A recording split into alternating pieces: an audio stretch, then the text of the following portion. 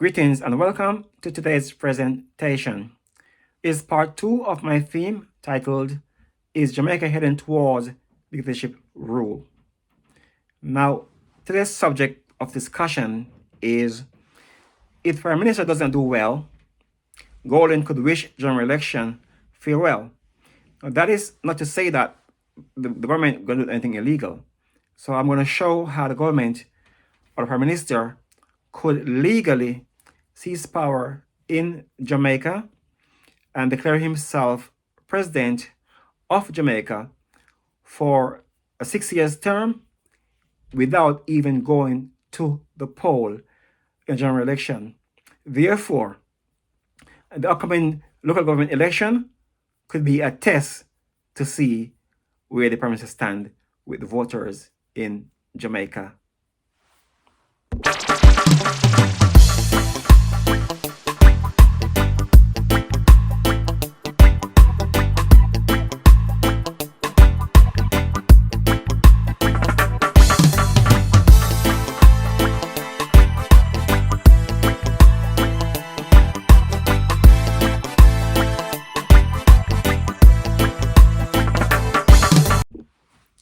So Jamaica is about to become a republic.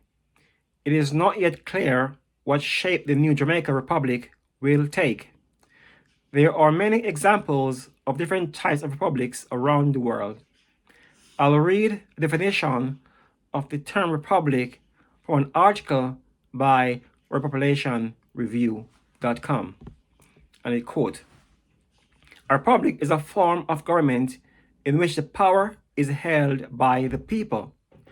But instead of the ruling directly, the people loan their power to elected representatives who represent them and their interest." The word republic comes from the Latin terms res public, which means public things, public matter, or public affairs. This reflects the fact that governing in republics is considered the right and duty of the people as a whole, not the exclusive privilege of a small elite group of rulers.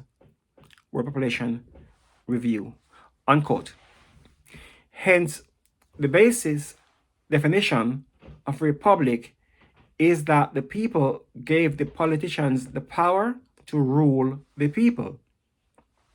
What the politicians does with the power that the people gave them is another issue. We can have a look at the current laws as they stand in Jamaica to see what the new Jamaica Republic could look like.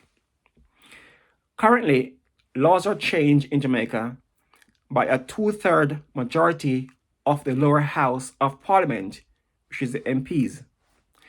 Then another 2/3 majority by the upper house of parliament, which are the senators. Then the Governor General gives the stamp of approval. This is JIS News website. So the Prime Minister could get any law passed through the MPs in the lower house, because currently the government has an overwhelming majority of 3/4 of the MPs in Jamaica. And I can show you the reference there with the MPs and senators. However, the political system is built in a way that one party does not do as they please without an input from the opposition party, in spite of the government's majority. Hence, the parliamentary system have the upper house or senators which need to give their rubber stamp agreement before a bill can become law in Jamaica. Hence, the upper house of senators is the only body in Jamaica that could prevent the Prime Minister from seizing power in Jamaica and declaring himself president for 6 years without even going to the poll for a general election in his first term as president of Jamaica Republic. as it could be agreed in the House that there would be no general election for the first term of the newly formed Jamaica Republic. There are 21 senators in Jamaica. A predetermined 13 senators is allocated to the governing party, which is now GLP, while 8 senators are allocated to the opposition party, which is now the PNP.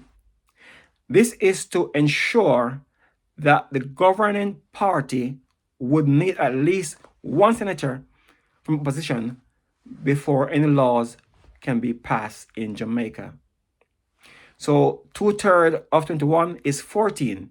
Hence, the government would need one opposition senator to get to 14 senators to pass any bill in the upper house. That is after the bill is passed in the lower house of MPs, which the GLP can do very easily because they have 3/4 of the MPs in the lower house. Okay, all right.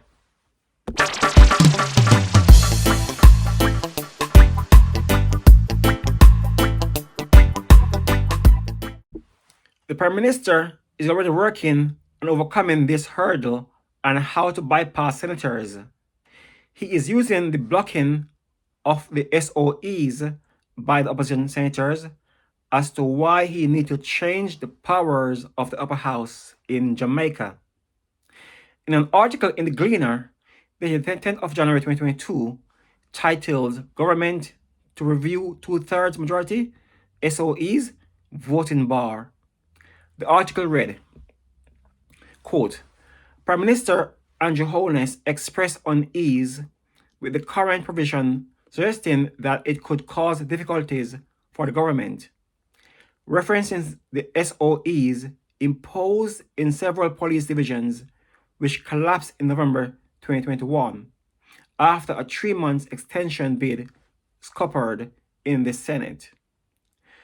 The government failed to get the single opposition vote in 21-member senator to greenlight the extension of a 2/3 majority.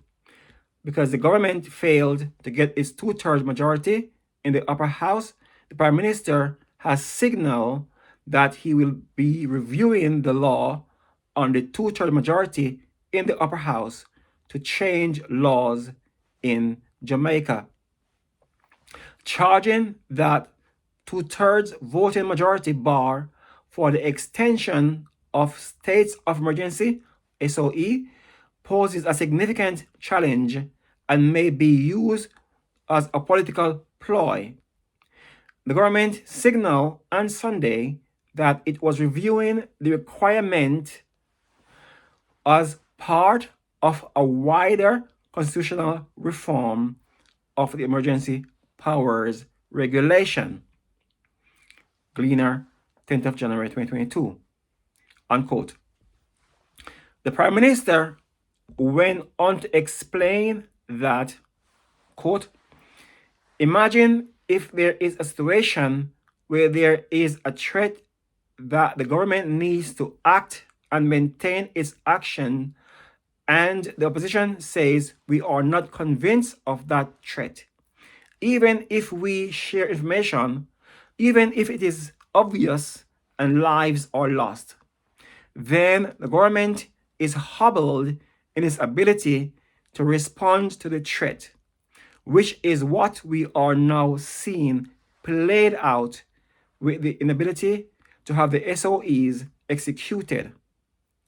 Holness said during a Jamaica House press conference on Sunday, where he announced the declaration of the Zone of Special Operation, ZOZO, in Parade Gardens, the epicenter of a bloody gang feud in central Kingston, unquote.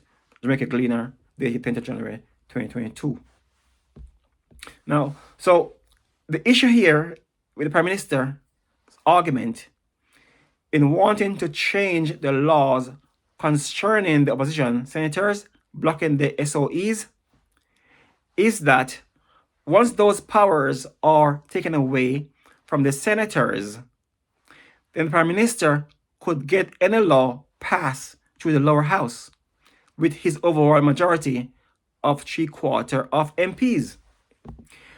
We have the same issue popping up in the UK every now and then. When the House of Lords, which is the upper house in the UK, block any proposals or bills, as they call them, that the lower house of Parliament has passed. The argument are always that the upper house is not an elected house, i.e., no one voted for them. Hence, why should they have the powers to block any bill that the elected MPs has proposed, etc.? Hence, the only obstacle that could currently stand in the way of Jamaica getting its first dictator is if the government failed to change the law in regards to the senators in the upper house, or if the Prime Minister failed to buy out one of the opposition senators to back him to be president of the new Jamaica Republic for the first term without going through a general election. Now, this is part 2 of my current theme. Look out for part 3. Thanks for watching this video. To support this channel, please click on the subscription button, share this video, and leave your comments below. God bless you. God bless the Jamaican Parliament, and God bless Jamaica. Until my next video, peace.